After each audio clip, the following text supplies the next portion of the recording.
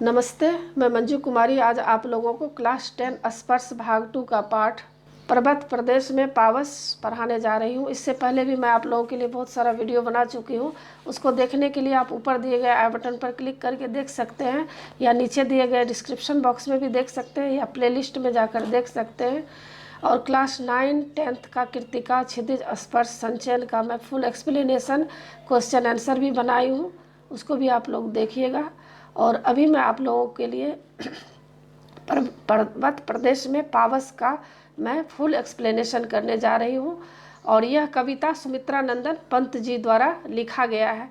तो सुमित्रा नंदन पंत जी को प्रकृति के चितेरे कवि भी माने गए। हम लोग जानते हैं कि सुमित्रा नंदन पंत जी प्रकृति के बहुत ही एक एक रहस्य को बहुत ही सुंदर ढंग से वर्णन किए हैं, इसीलिए उनको प्रकृति के चितेरे कवि कहा गया है। और इस पाठ में यही दिखाया गया है, प्रकृति का बहुत ही सुंदर इसमें ढंग से मनोरम वर्णन किए हैं। तो कवि कहते हैं कि पर्वत प्रदेश में जब वर्षा ऋतु होती है तो उस समय पर्वत किस तरह का दृश्य उपस्थित हो जाता है और कितना ही मन लुभावना दृश्य दिखाई देता है, इस पाठ में वर्णन किया गया है। तो आगे कविता है। पावस ऋतु थी पर्वत प्रदेश, पल पल परिवर्तित प्रकृति वेश। मेखला काल पर्वत अपार, अपने सहस्त्र दीर्घ सुमन फार। अवलोक रहा है बार बार, नीचे जल में निज महाकार। जिसके चरणों में पला ताल, दर्पण सा है विशाल। इस पाठ में कवि कह रहे हैं कि पावस ऋतु मतलब वर्षा ऋतु, पर्वत प्रदेश। जब वर्षा ऋतु में जब पर्वत प्रदेश में बारिश होती है तो उस समय कैसा दृश्य हो जाता है, किस तरह का माहौल हो जाता है, इस पाठ में यह दिखाया गया है। कवि कहते हैं कि वर्षा ऋतु में पर्वतीय इलाकों की सुंदरता देखती ही बनती है। प्रकृति हर पल एक एक पल अपना नया नया रूप बदलती रहती है। कमर में पहने जाने वाले करघनी के तरह गोल आकार में बहुत से पर्वत स्थित हैं। इन पर्वतों पर फूल खिले हुए हैं। वे ऐसे लगते हैं जैसे फूल न होकर वे इन पर्वतों की आँखें हों, जिन आँखों से पर्वत अपने चरणों स्थित तालाब में अपना ही प्रतिबिंब देखता है। यह तालाब विशाल आयनों की भांति दिखाई देता है।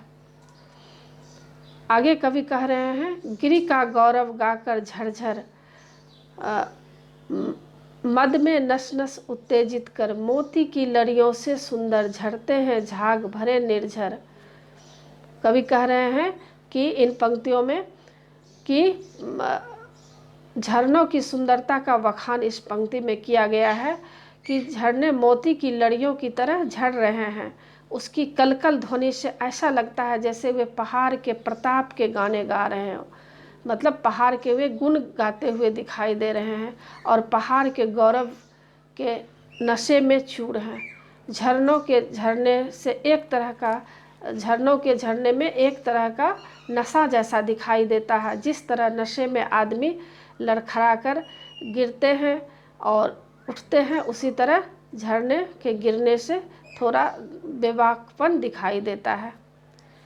अब आगे है, गिरिवर के से उठकर उच्च आकांक्षाओं के से तरुवर हैं। झाँक रहे नीरव नभ पर, अनिमेष अटल कुछ चिंता पर। उड़ गया अचानक लोभ उधर, फरका अपार पारद के पर। इन पंक्तियों में कवि कह रहे हैं कि पर्वत पर खड़े ऊंचे ऊंचे वृक्ष हैं। हम लोग जानते हैं कि पर्वत पे बहुत सारे वृक्ष भी रहते हैं। तो वृक्ष कवि को ऐसा लग रहा है मानो वृक्ष नहीं बल्कि पर्वत के हृदय से उठती हुई ऊंची ऊंची आकांक्षाएं हैं, जो अपलक होकर शांत आकाश को देख रहे हैं तथा किसी चिंता में डूबे हुए से प्रतीत हो रहे हैं और कुछ सोचते हुए दिखाई दे रहे हैं। उनके अंदर भी आकांक्षाएं हो रही है कि हम भी आगे उठें।